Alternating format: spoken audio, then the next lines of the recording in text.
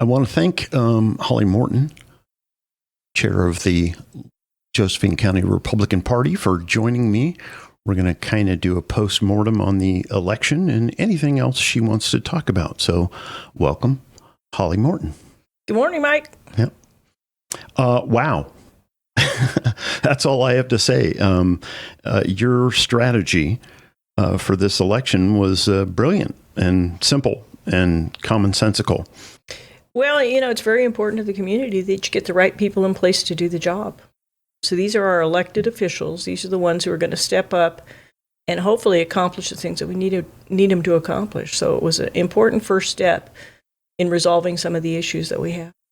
So can you speak to a little bit how different your strategy was compared to the historic performance of the Republican Party here in Josephine County?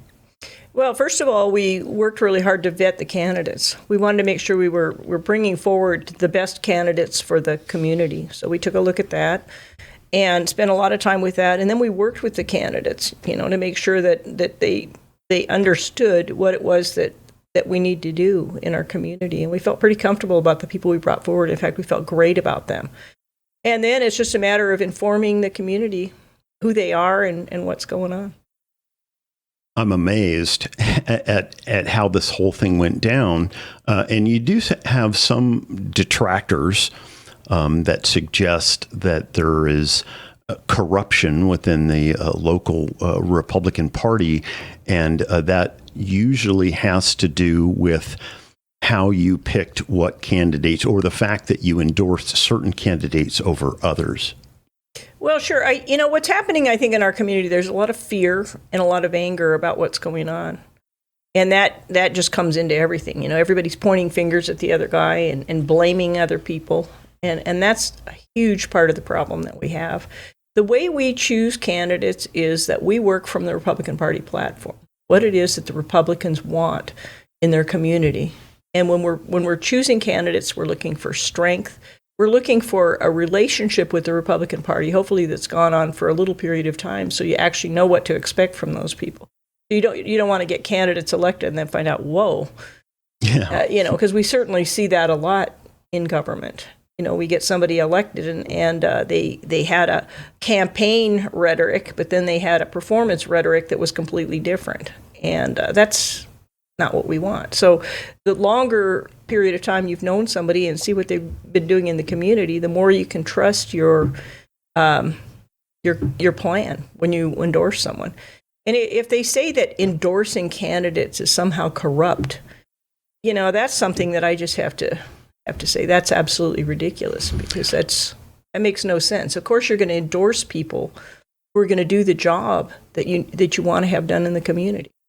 So there was a process. You didn't pick these persons yourself out of a personal preference for each one of them. Tell us about that process. Well, the way it works in the Republican Party is that a candidate can either come to us, or we can actually seek out candidates that we've seen working within the community that we think would be good at a certain job. And so the number of interviews take place. And hopefully they've worked within the party for a while already. So you already know who they are. Yeah. When somebody comes in off the street and says, "Hey, I want you to endorse me," that's a little tougher. It takes a lot of time. But if it's somebody you already know, and let's say in the case of Chris Barnett, Chris Barnett started a year before he decided that's what he wanted to do, and he was coming into the office and talking to people. People got to know him. Look at his record over a long period of time, and we felt very good about him as a candidate. But some people will not agree with that process. And then what happens is once they've introduced themselves to the party, then we introduce them to the whole PCP group. And then it requires a 2/3 vote of that group for an endorsement. And everybody that we endorsed this time got an almost unanimous approval. So it wasn't like, there was a big fight over who to endorse. The party voted, and they were nearly unanimous. I mean, there may have been a couple people who didn't speak out, but there were no dissenting votes.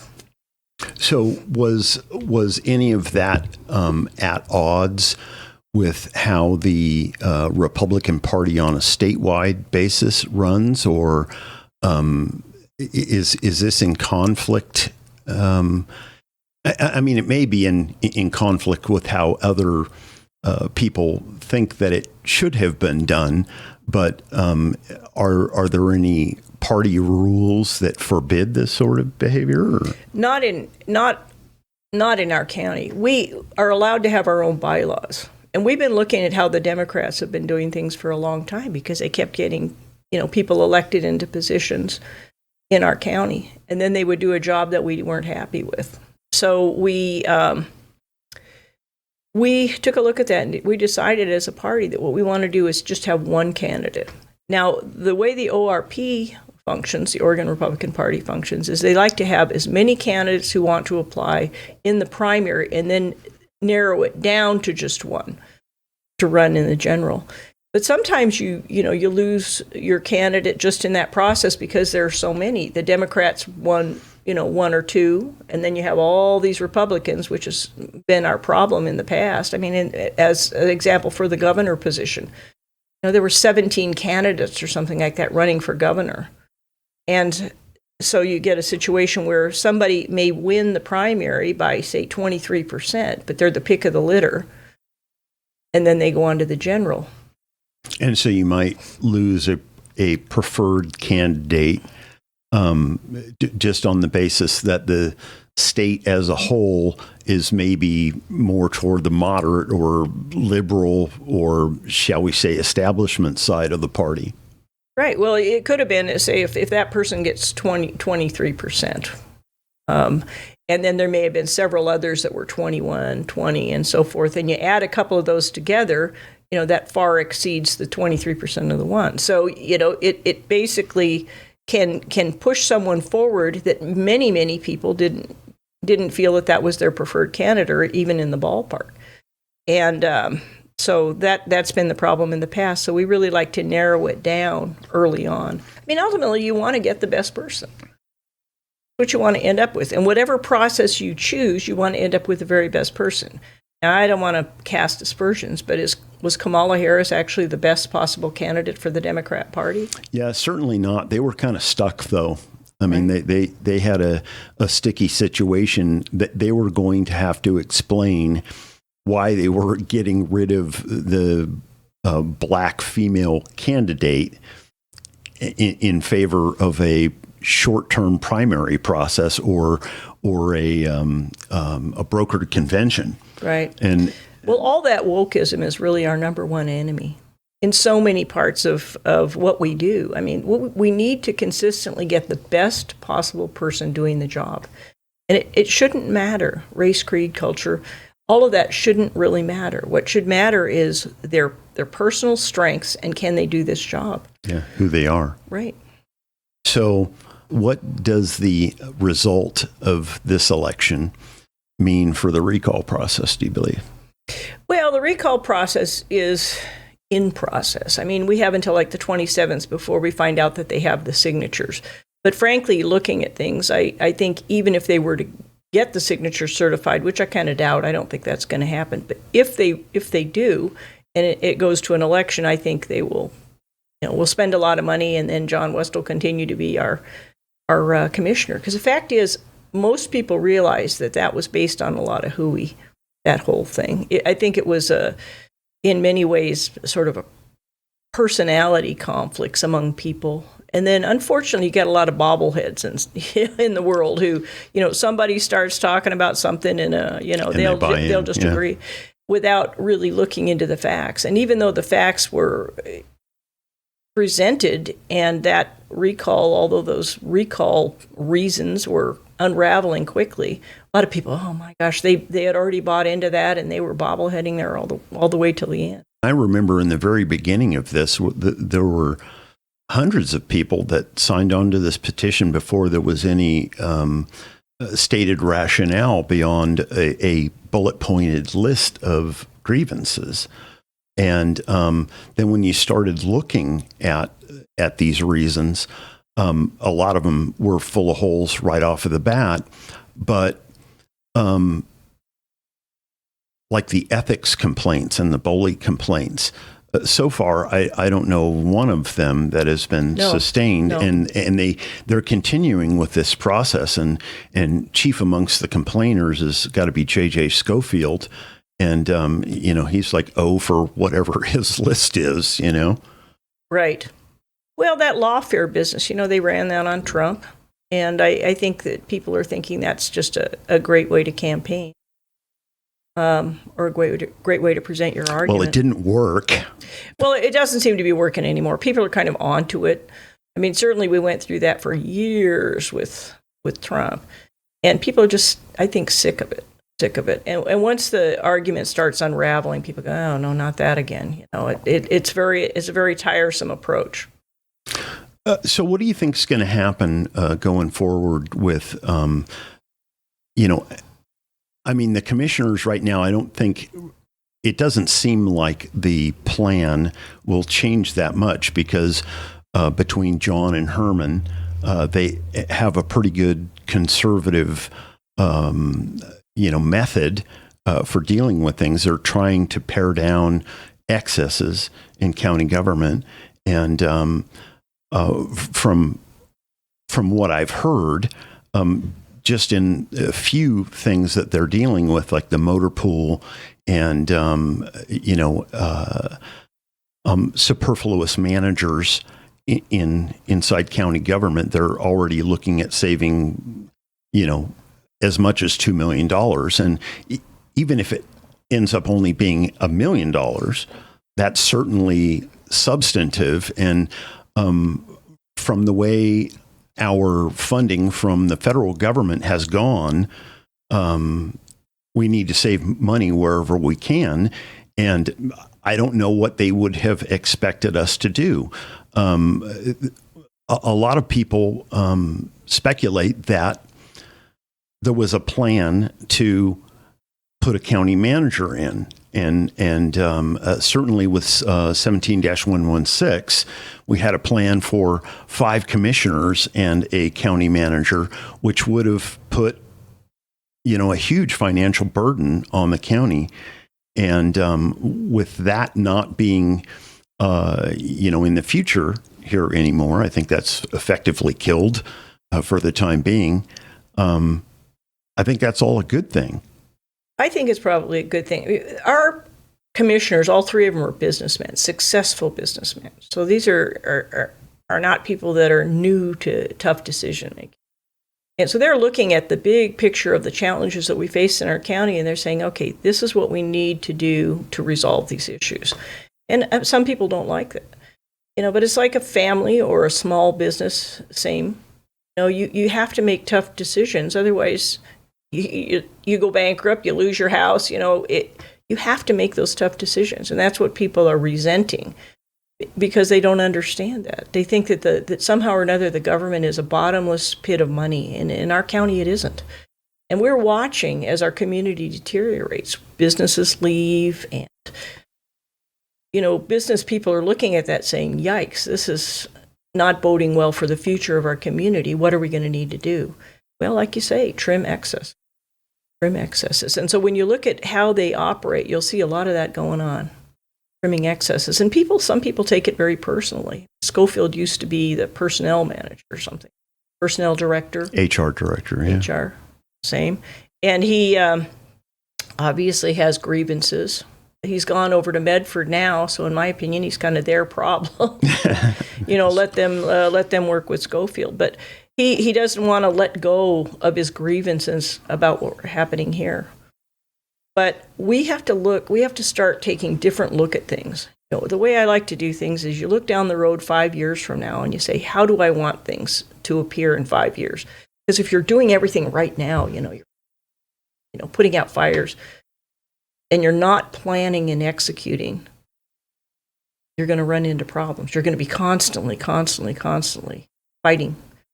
So what we need to do is say, what do we want our community to look like? What do we want our county to look like in 5 years? And what's it going to take to get there? And one thing I think we can all agree, we want less crime in our community. We want less drug addiction in our community. That creates a problem. We want businesses to want to be here. We want them to stay. We want our kids to get a great education. And so when you look at those goals and then you say, okay, let's work back to where we are now. What are the steps that we're going to need to take to make sure that those things happen? That's what we need to be doing right now, not fighting about the day-to-day things, and certainly not, doing ridiculous recalls that waste huge amounts of manpower. And I'm as guilty as anyone. We've participated in recalls, and I regret it. I think it was the wrong thing to do. Well, we got our recall. It was just late. Yes, right. People did speak out. But, this last election was just a very sound statement by the community about what they want, particularly in the city council. Clean the slate and start over again. Yeah, and that's an amazing thing, because every single candidate on the Republican slate for city council won. That's just amazing. It just doesn't happen. Well, it speaks to how angry and frustrated the community is. I don't think it speaks so much to the Republican Party as it does to what is it that the community is saying. They're saying things are not going well, and let's take another look at things. And I don't think that the people that are going to be leaving the city council are just terrible human beings. Don't get me wrong. Yeah, I'm sure they're well-intentioned. Right. I just think that they maximize their capacity to problem solve. And when that happens, and I remember when Obama said, I don't know, how is Trump going to do that? Wave his magic wand. There's no way to do it. There's just no way to do it. And then Trump said, okay, and he did it. Well, it's kind of the same sort of thing. It's like, you've got to try something else. When you keep doing the same thing over and over and over, and you're not getting great results, and citizens aren't happy, then you change out. When somebody tells you can't do something, all you have to do is send them the video of Elon landing a 10-story building, onto a pair of chopsticks. That's just amazing. And I think that we're capable of so much more than we even believe that we are capable of. We are. And this is going to be a rough patch, because when you bring 5 new people onto a city council, essentially, and you change out your mayor, there's going to be a time when you're kind of adjust. But I think what we need to do, we're going to take a different look at things, and hopefully looking down the road 5 years and working back and realizing what the challenges are. One of the main problems we have in our community is the number of drug-addicted individuals we have. Totally. And because they just eat up the resources of the community, the police resources, the ambulance resources, the comfort zone resources. They don't have the time to, protect the general public from crime. No. Yeah. And so going forward, and I realize that, city government is, different from county, but the state and their policies, some of the recent laws that they passed, HB 3115, and I think there's a couple of others as well, are going to be fighting us on the objective of dealing with the drug-addicted people in a way that's effective in reducing crime and just general chaos in the city. I think we're going to have to do a little bit better job of articulating our position. My feeling is that a lot of people that are in the legislature are so concerned, oh gosh, we've got to hold these seats, that they're willing to kind of take any position and moderate their position just to get elected.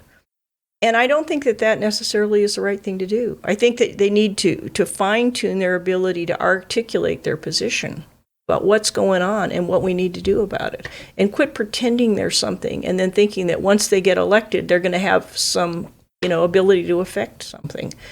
Because then people are going, now, didn't they just say this and now they're that? People are very tired of that. I think you have to just stand up and articulate your position very strongly and say, look, excuse me, but drug addiction and drug problems are huge.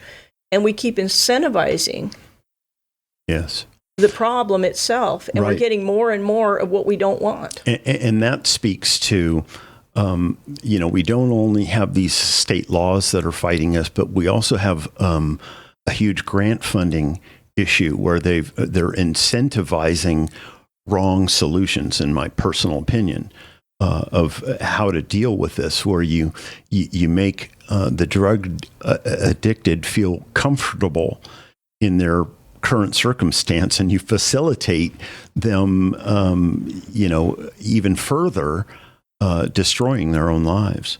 Well, the real irony of it all is they take our tax money, they run it up to Salem, then they feed it back to us through these various NGOs, and we got like 60 of them in this town. They don't have to pay property taxes or anything, so they're feeding back our money to us to do the very things that incentivize the behaviors that we don't want. And that it feels criminal to me. It just feels like we've got to say no. Unless you're doing something that's going to make things better, don't do it. This is going to be an issue, an uphill battle, I think, for the city council if they want to steer things away from, facilitating these NGOs doing whatever it is they want to do here. There's going to be some pushback because I'm assuming that there's a fair amount of money over and above their operating costs that are going to these NGOs. And some of that is going to be steered towards, legal battles against the city. Well, sure, because we're not solving the root source of the problem, which is drug addiction. And so, we just can't do it. You can't make people go into a drug program. Well, you can create an environment where it's probably more favorable to be in a drug program than it is to be incarcerated, as an example. And we need to find a way to get people off drugs. The detox part is one of the toughest parts. And we're going to have to get together as a community and say, okay, how are we going to achieve this? Because you can arrest somebody for being a thief or one of the many other crimes, and you can incarcerate them. But the minute you let them out, and we let people out, I mean, it's like a ping pong game. They're in, they're out. They're right back into trouble. So what we need to do is detox, get them off drugs so they're just not dependent on drugs. And that's going to take a little bit more energy. But if we don't figure that out, we're going to be, this recidivism, it'll just go on forever and ever. That's the first step. And we may need to meet as a community and maybe talk to the hospitals and in various different places and say, what can we do to create a detox center for these people? That's the first step. Just get them off of the drugs. And that isn't easy. That takes 2 weeks, a month, or something like that. And then you can start the process of working with the individual on what the issues are. Well, we were supposed to have funding for that with the 110, and I don't want to regurgitate too much what we've already done before, but if the funding were there to have sort of a treatment option, which you could sort of make mandatory here, is say, listen, you have a choice, jail or mandatory treatment, or you can go to the Gospel Rescue Mission. Part of the problem, and it was mentioned last night at the city council meeting, why is the Gospel Rescue Mission not a viable option? I mean, they don't consider it an option. And I think that's because of the religious framework and of animals. A lot of the homeless people have animals, and you can't take an animal there. Right. And that's an issue. I mean, we all love our animals. I would find it very difficult to leave my dogs behind. Unfortunately, at some point along this process, you have to make certain things. You have to incentivize the choice, somehow, and they sort of have to feel that the wolf is at their door, and that they, have to make a choice. In these camping situations, they're camping for March of the year, they're fine.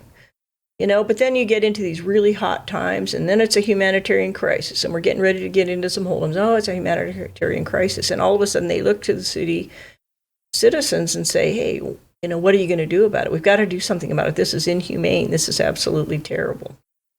And then citizens feel guilty, and they start solving the day-to-day problems rather than taking a long-term approach. Right now, it's not so doggone hot outside. It's a good time or maybe spring. It's a good time to figure out what we're going to do and start making plans. But the homeless needs to be divided into several different categories. You've got elderly, in a situation where maybe one of the spouses has passed on and income in the family is much less and they're just having a very tough time, but they're not drug addicted. They're pretty okay. They're just poor. And then you have mothers with children, difficult situations, difficult family situations, but they're not drug using. They just need hands. Those are the kind of people you just want to help. We all want to help. Then you have, and you have veterans and so forth. There's several groups of people that you want to help. Then you have the drug addicted, and that's the part for everybody because they've made personal choices, and now they're turning around and they want everybody else to pick up the tab for that. And people are trying desperately to hold on to their own homes and feed their own children. And they don't want to take care of somebody else's kids that onto the dark side, so to speak. They resent it. I think we all resent it. And we're fearful.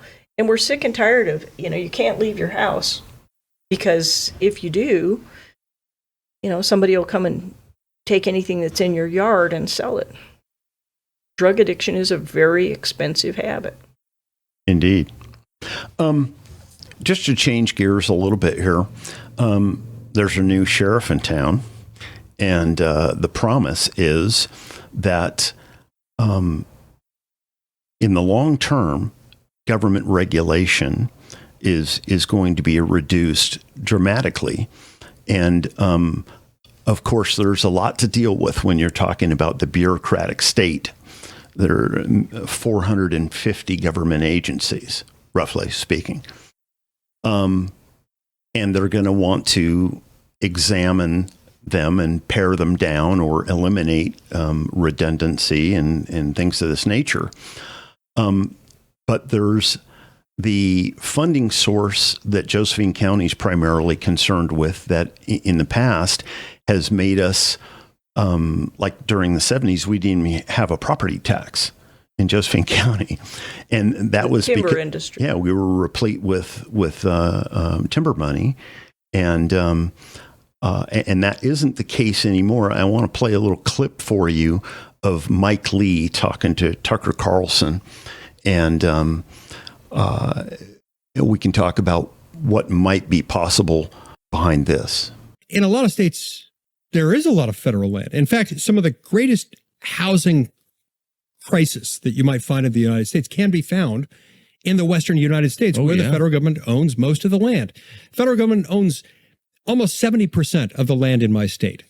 And if you took just a tiny fraction of that, we're talking like 0.5% of the federal land in my state, and used it for the Houses Act housing plan, you could, in a fairly short period of time, roughly double the supply of single-family affordable homes just by adopting that legislation. I can tell you, there is a whole bunch of land that is neither beautiful nor the home to some natural wonder. It's just owned by the U.S. government, so we can't tax it. We can't have access to it. What are they doing with 75% of your land? They use it to bully us. They use it to compel us to an undue obedience to the federal sovereign. But what are they doing with it? I mean, is it one big biolab or what is it? Most of it sits fallow. Most of it sits without being used for anything. Now, there's not a property owner on planet Earth who can afford to own that much land,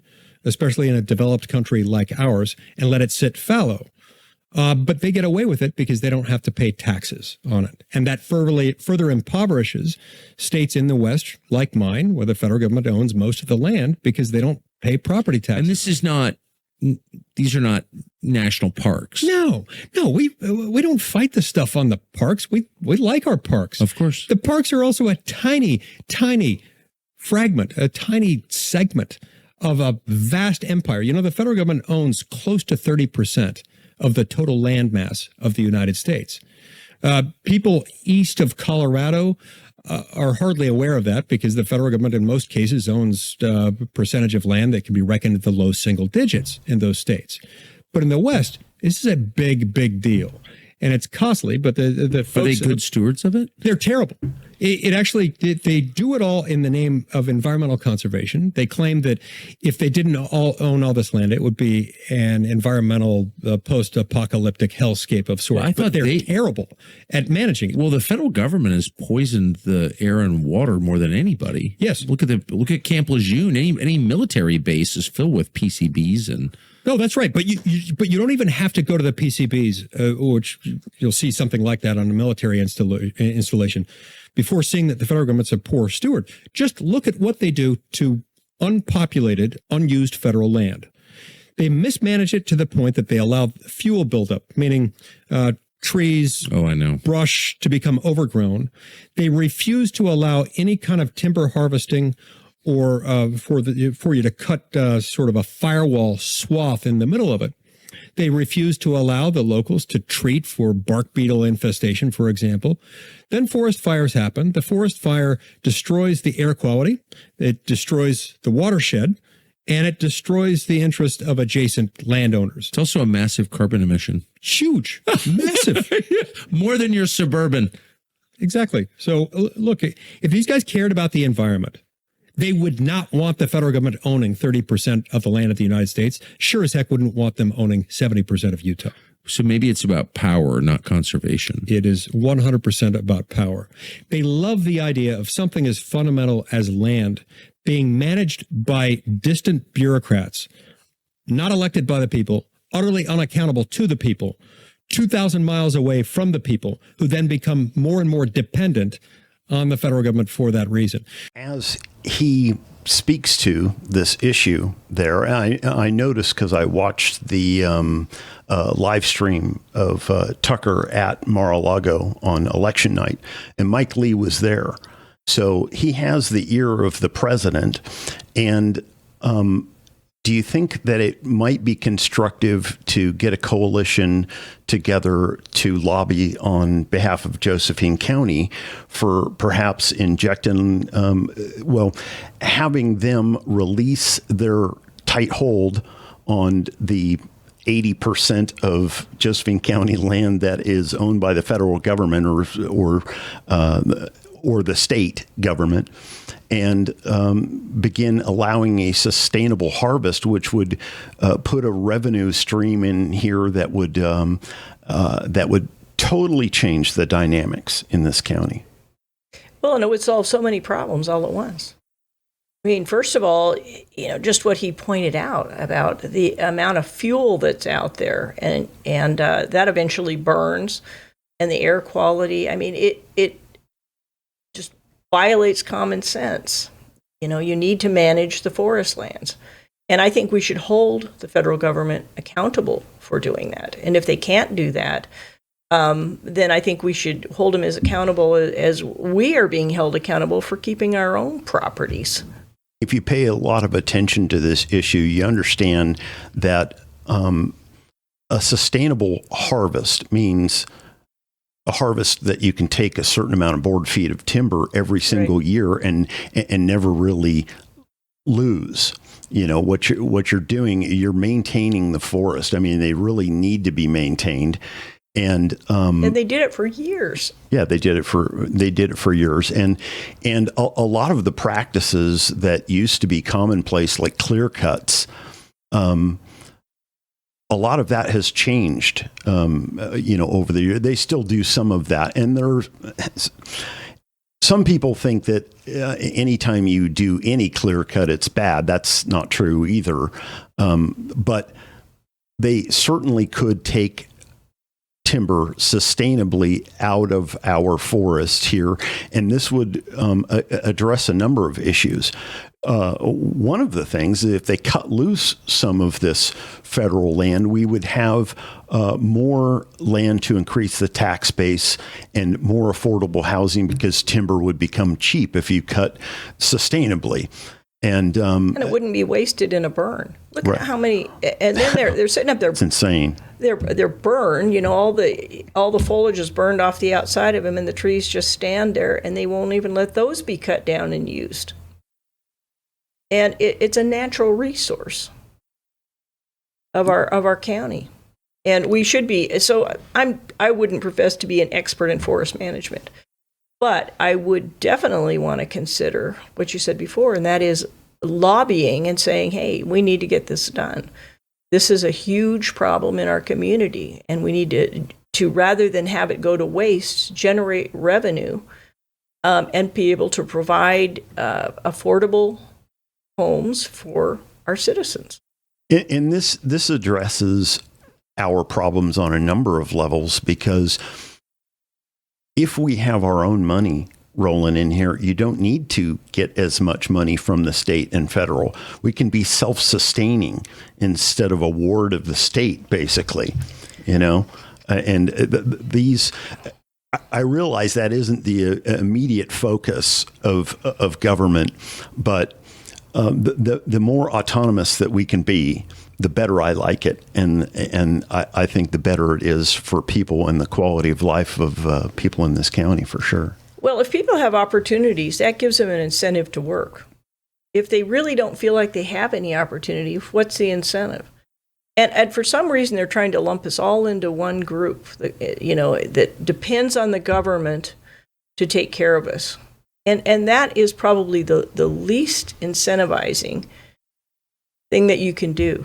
Because a person's going to say, why should I just go out and work really hard when Bozo Jones next door it isn't working and we get the same amount?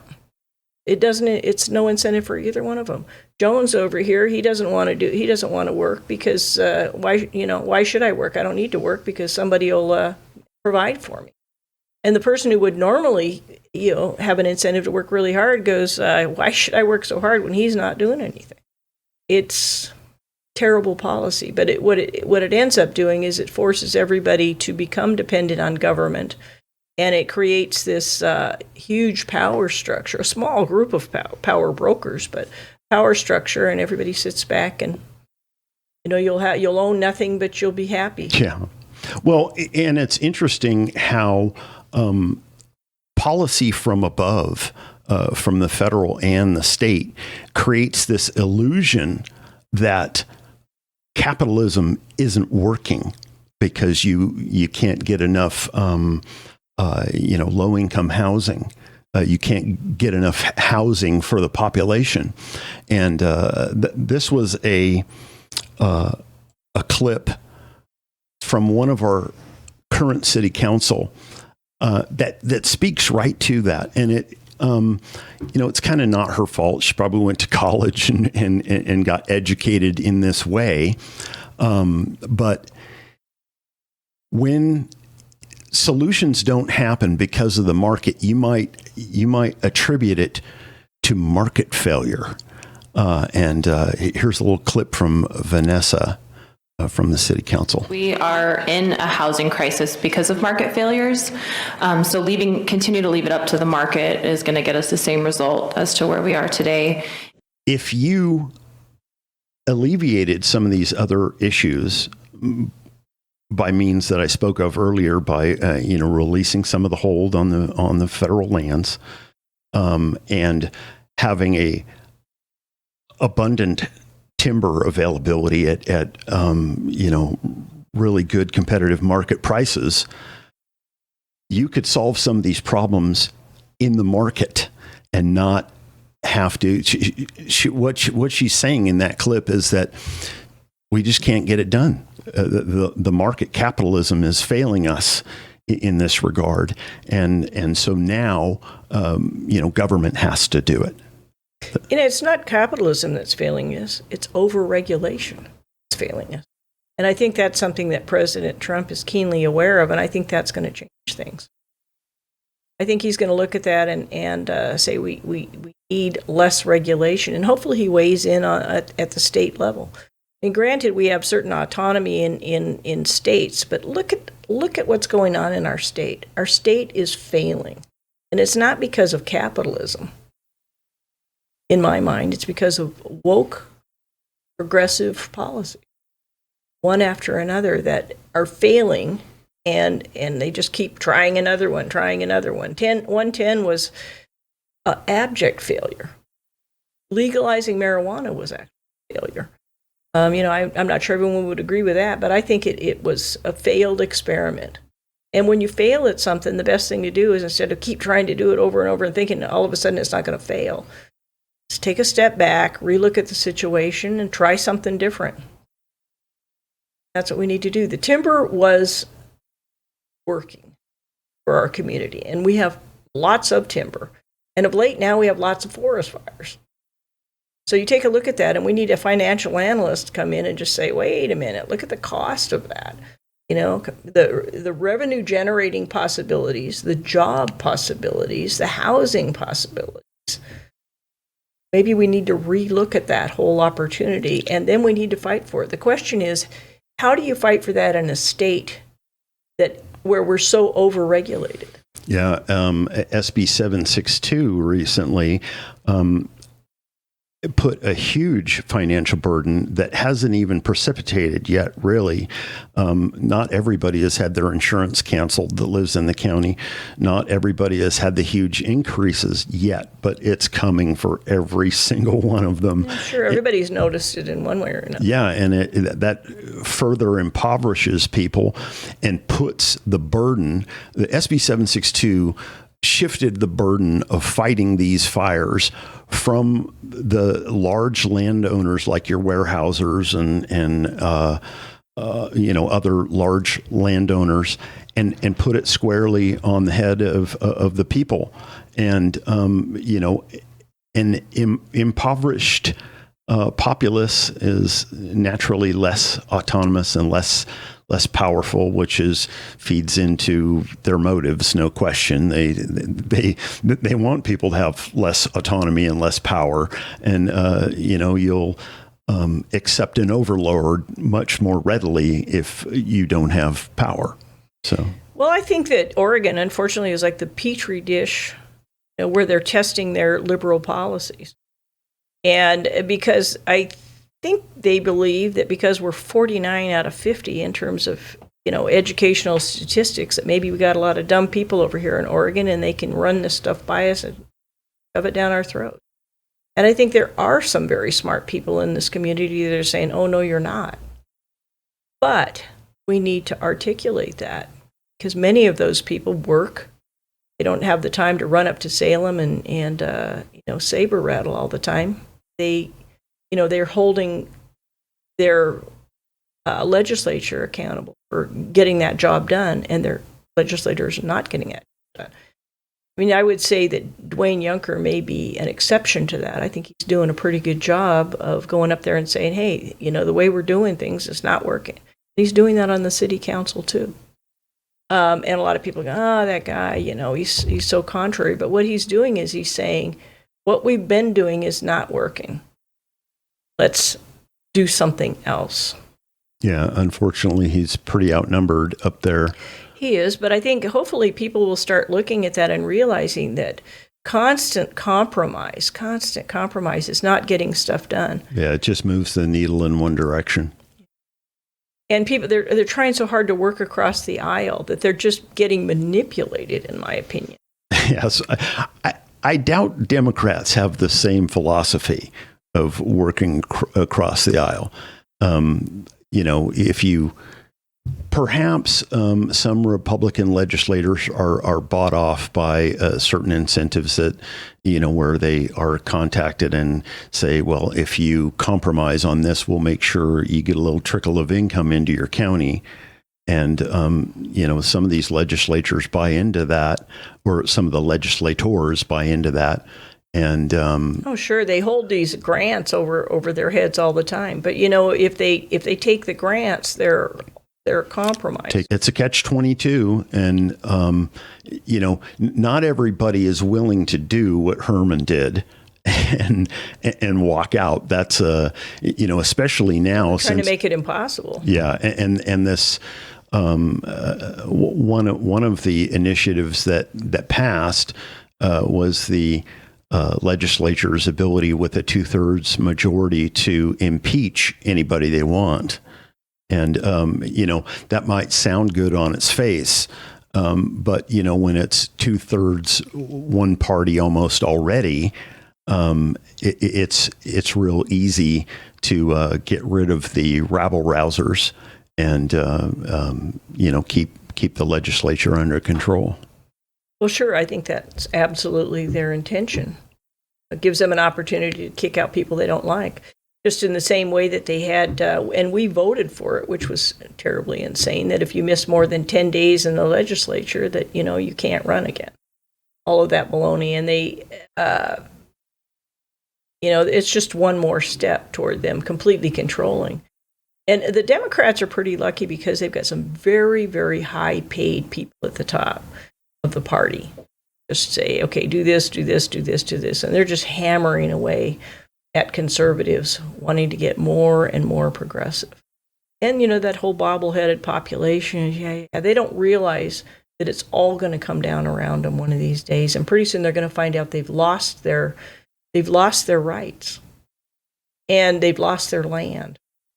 And by the time they realize it and stop bobbleheading, it'll already be over. Well, California's the test tube on that one. I keep waiting for these people to wake up. I left there 20 years ago because I thought, man, this is just insane. And it turns out, Oregon's not greatly behind them. No, but they're all coming up here with their ideas, and unfortunately, we're bobbleheading, and we need to stop it. We need to say, you know what? No, we're looking at this. And this is not acceptable. We need to back up. We need to recognize the mistakes that we've seen made in other areas, and we don't want to make the same mistake. And it's true. I mean, California is gorgeous. I lived there for decades. Oh, I love it. And it's just an absolutely beautiful place to live. But the progressives have ruined that state. Yeah.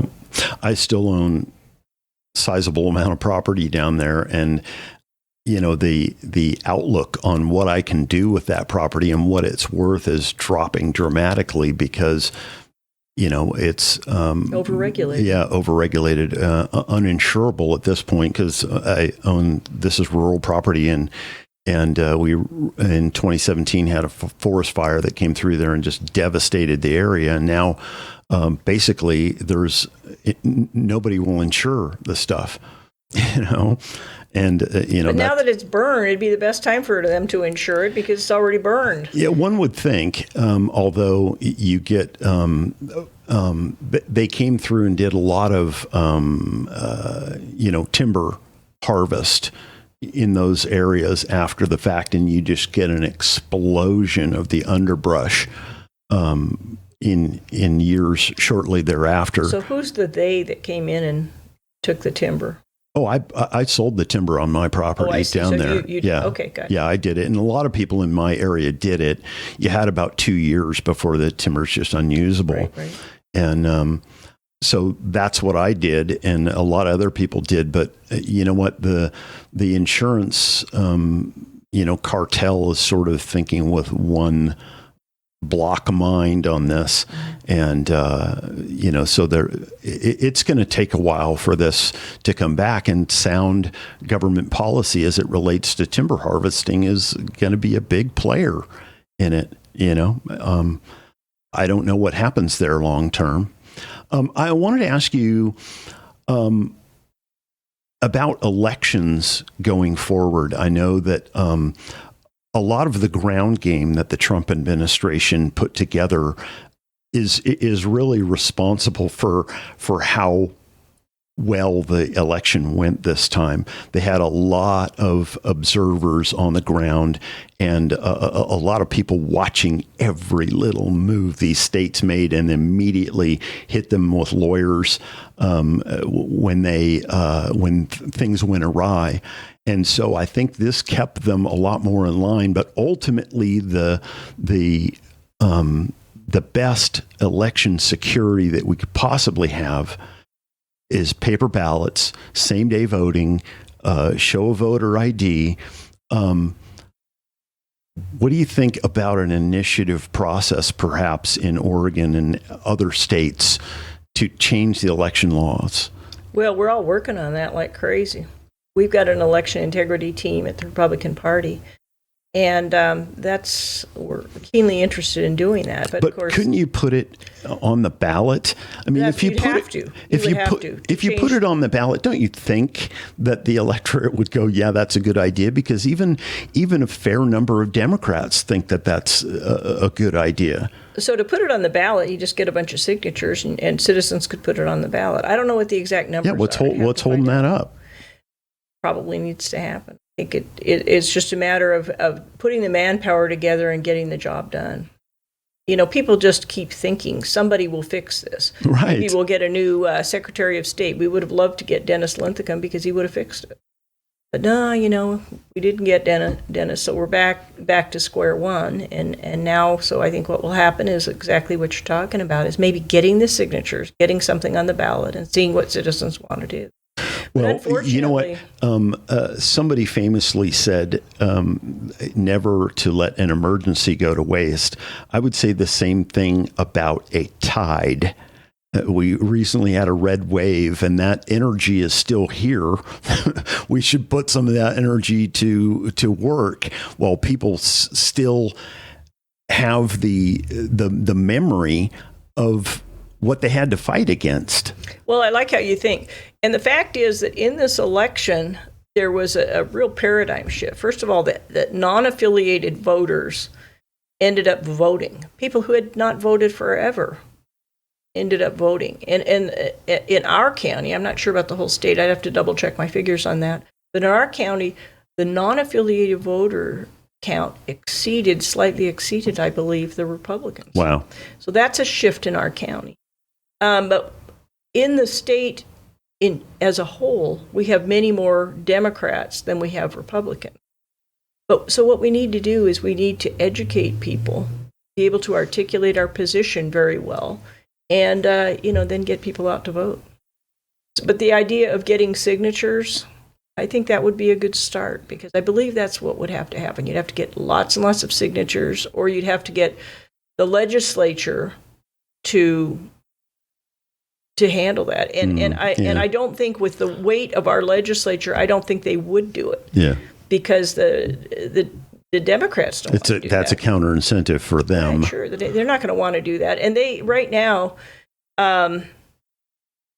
they pretty much control what's happening. And so, right, which is why you have to circumvent them. The thing is that if the people are going to be in charge, then they have to throw their weight around just a little bit, I would think. Well, I think that's going to have to happen. But the thing that's I think that the toughest thing is that legislators feel that they have to move a little bit to the left. Republican legislators, they have to move to the left, so in order to get elected. And they start listening, believing what they're saying. Well, not if they're running outside of the blue areas of Oregon, which are quite small. Well, they are, but there are a lot of purple areas too. And they, in order to get elected, they feel like they need to, have a moderate tone. And my personal feeling about that, if you ask me. Well, that's what I think too. And that's getting back to what I said earlier, is getting better and better at articulating your position, so that you get the bobbleheads to stop bobbing and start listening, and say, this is, in the long run, this is not helping our state. I think that's what has to happen. Excuse me. And we're not moving in that direction. Now, I think that Dwayne is pretty good at that. Dwayne Yunker is pretty good at articulating a message other than the norm up in Salem. But we have to get many more people doing that. And I think we also need to go up there and help. People who can articulate a position need to just go up there and speak and say, look, you guys, and get the bobbleheads to at least stop bobbing, and listening, right? Yeah. And, writing a stern letter and all that baloney, that hasn't worked forever. Yeah. Getting thousands and thousands of signatures, maybe what you're saying is the best idea, is getting citizens to step up and say, you know what, we don't have faith in the legislative body in Salem. And so this is what we're going to do. We want to put it on the ballot. Now, I know they tried to do that with school choice, and it required bazillion signatures. was very hard to do. And in the end, after years and years of working on that, they couldn't get enough signatures and that failed. And I think that just takes the wind out of everyone who fails. Yeah, the teachers' unions are a huge lobby, and it's very difficult to defeat them because they have just unlimited money supplies to throw at that fight.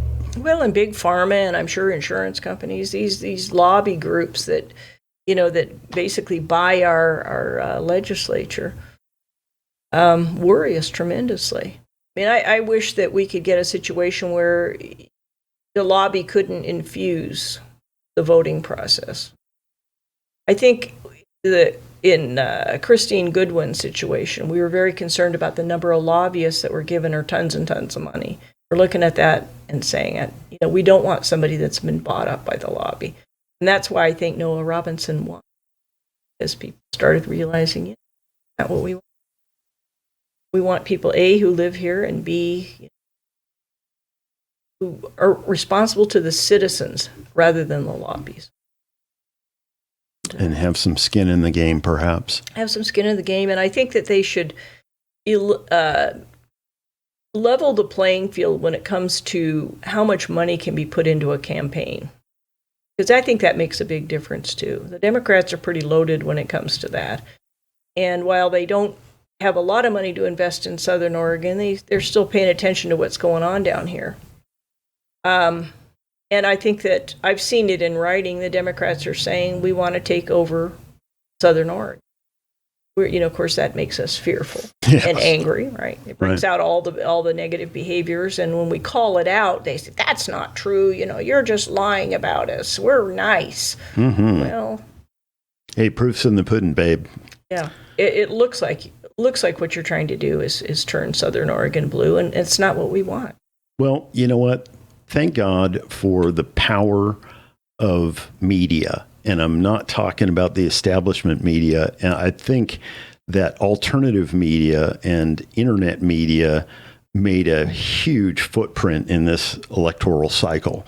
A lot of people went to Joe Rogan, the PDB podcasts, and, Tim Pool and the whole internet gang, and they heard a bunch of different perspectives on things and got to make up their own mind about it. And, when you watch the broadcast media, you get one little slice of the viewpoint on something, and you may get 5-second sound bites from certain people about what their opinions are. And this is a whole different medium, and I think it's going to take over.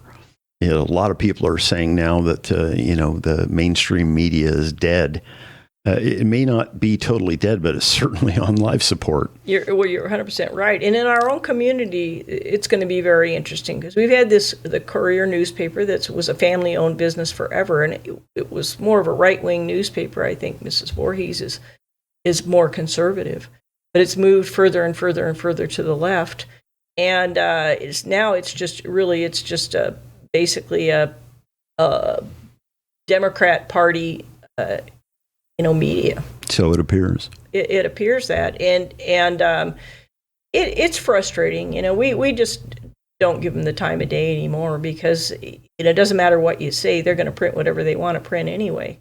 So now we have something interesting because we had a mayor whose husband was the city editor of the local paper, and were they able to control the media around here, And our average voting citizen is like 72-year-old female.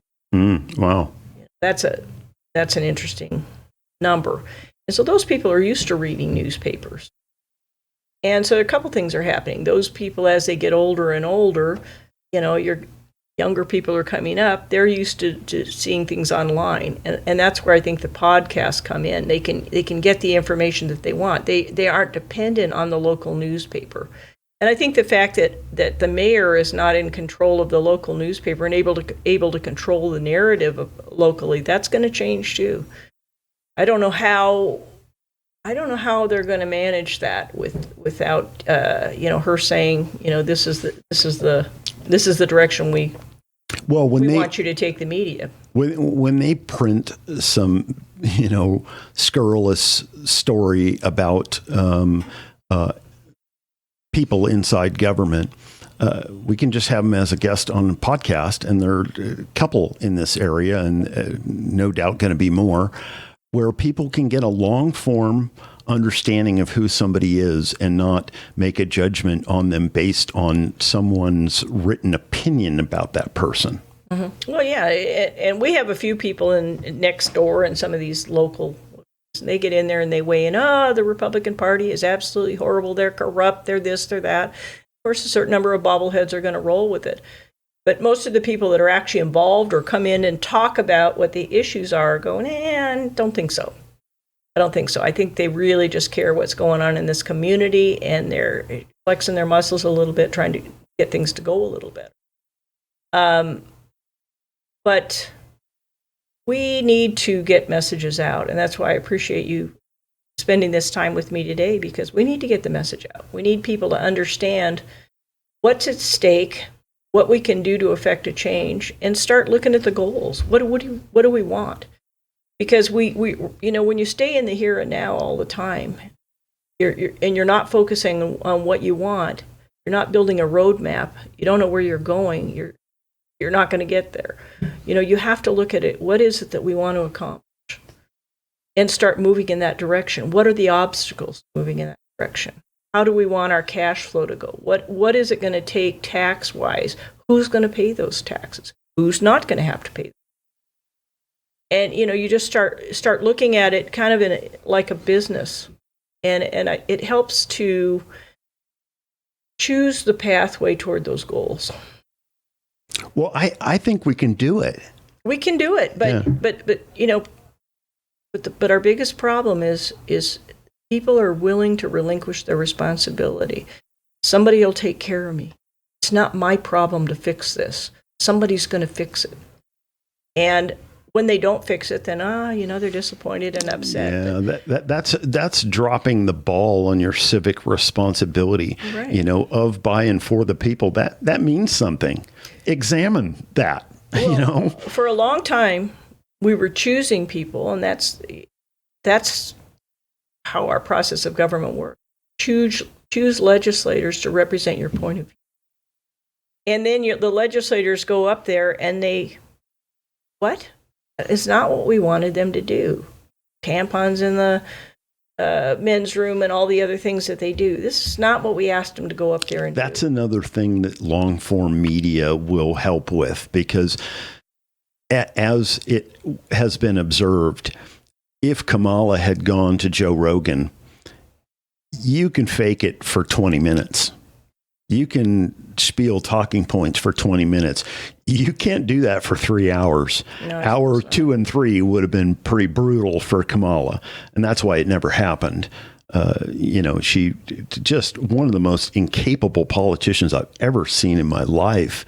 And the fact that she was in that position ought to scare the crap out of everybody, but Well, and then the fact that the Democrats, rather than recognizing that they had a tremendously flawed candidate, they all came around her and they got the bobbleheads bobbing, and they, and people were willing to elect her rather than seeing a Republican get.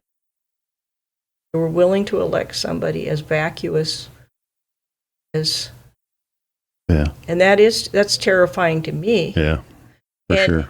And, you'd wonder, and particularly in the precarious position that the whole world is in, we need some really sharp people to get up there. And what we need to do, we have our own backyard to keep clean. This county has its own problems. And so that's what I do. I just focus on what's happening in our own county and what we need. What are the steps that we need to take? And one of those steps that we've just completed is getting the right people in the positions to do the job that we need to be done. And then we need to inspect what we expect. And that is that have these people in these positions, the job is not over. You need to go back and say, okay, this is what we really would like to see in our community. And when they make a decision that doesn't make sense, then you need to say, I'm curious about your thought processes. What were you thinking when you made that decision?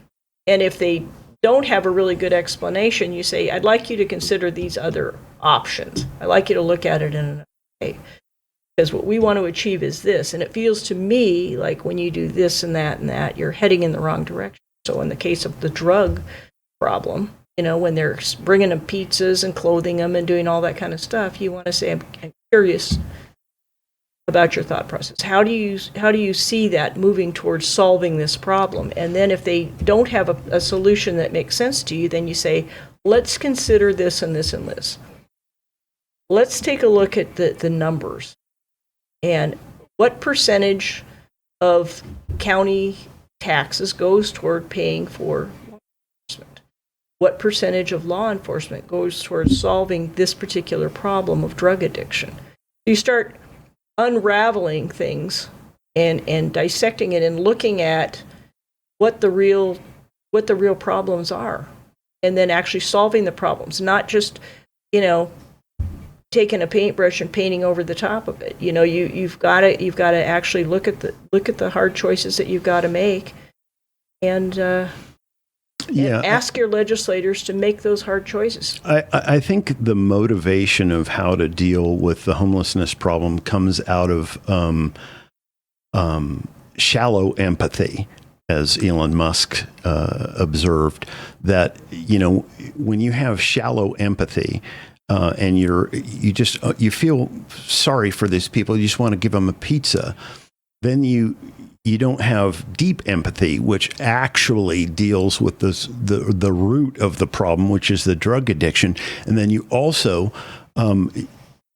the good people who aren't causing a problem aren't a victim of the drug addicts who you're just basically sustaining by making them feel comfortable in their current life circumstances instead of dealing with the root problem. The crime in this city has probably gone up substantially. Statistics show it's unbelievable. And when you do that, you're basically helping one person at the expense of many, many others. Bingo. Because that's a nice way to shorten that up. And so you have all the people who are terrified to let their kids just out riding their bikes. They're afraid to go to the park. They can't leave anything in their yard because it'll be stolen. Go to the grocery store and they're watching other people stealing things like crazy, but yet they have to, pay for their groceries, and they know they're paying for the groceries that are being stolen. This is government is the problem. Times. Yeah.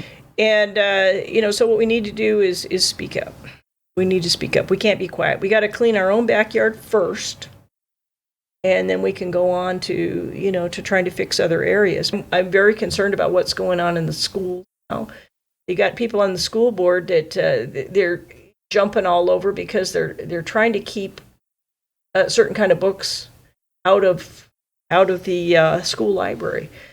And I'm a fairly open-minded in a lot of sorts of ways, but when they brought me an example of what was in those books,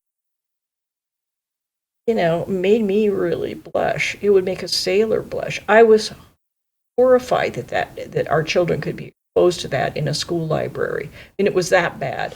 Well, censorship of content on TV. I mean, they had very strict rules for many years, and still do on broadcast media to some degree, and that was considered a good thing. It was for the public good that you don't just have profanity on display that any kid could tune into, and it isn't book burning to censor content that you don't want kids exposed to. Well, look, this was a school library we're talking about. A school library. So certainly you don't want kids coming across that in a school library. Now, a county library, you could have an adult section. They could put whatever they want in there, and whoever wanted to check it out could check it out. Right. But not in a school library. What's the point of that? I mean, we need to define. Well, there is a point behind that, but that's not what we want. That's a deeper conversation. Well, it's definitely heading in a direction that we don't want. And we want kids to be kids, and we want them to be able to make personal choices and not have ideologies shoved down their throats. And this whole business about, gender and so forth,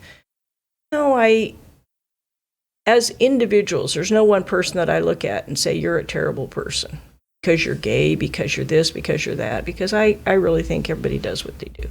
Right. Like them to do it at home like the rest of us do.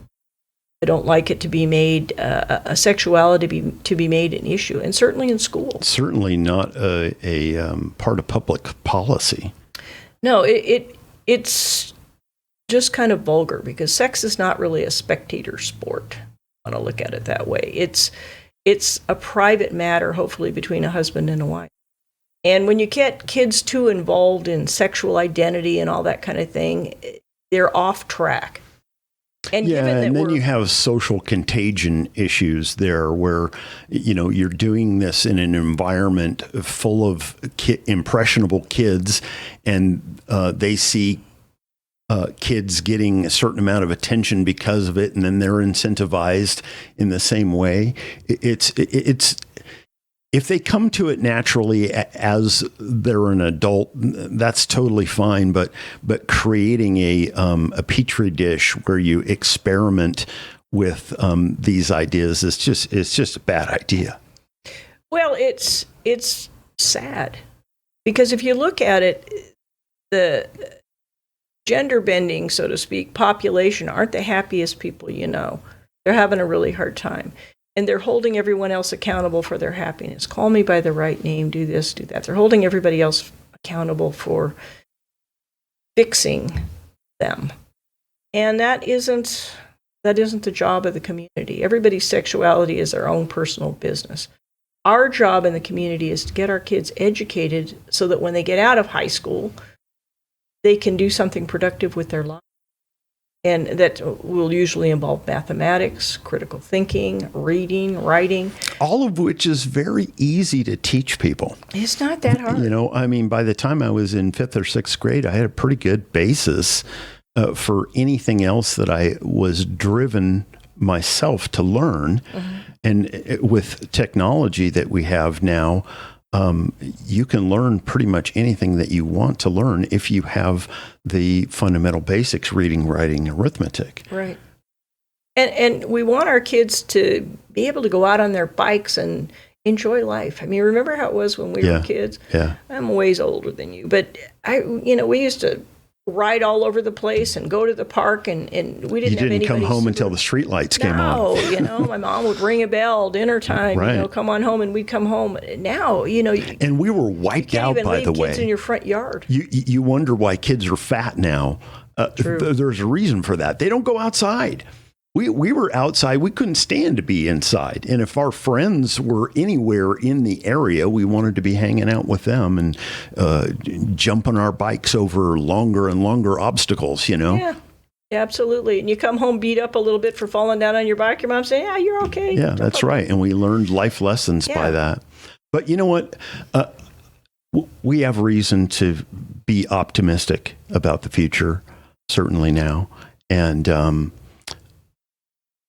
I think things are going to be good. We just have to, as you pointed out, make a plan. We know where we don't want to be. We've had that experience. Let's have the experience of planning where we want to be in 10 years and setting the course and going there. And I'll be repeating myself, but inspect what you expect. Don't assume it's just going to happen. You've got to check if your legislator is doing what you hired him or her to do. And if they're not, then it's time to take the steps that are necessary to make an appointment and say, hey, let's talk about that. Inspect what you expect. Well, you know what? People need to start taking more seriously their civic responsibility.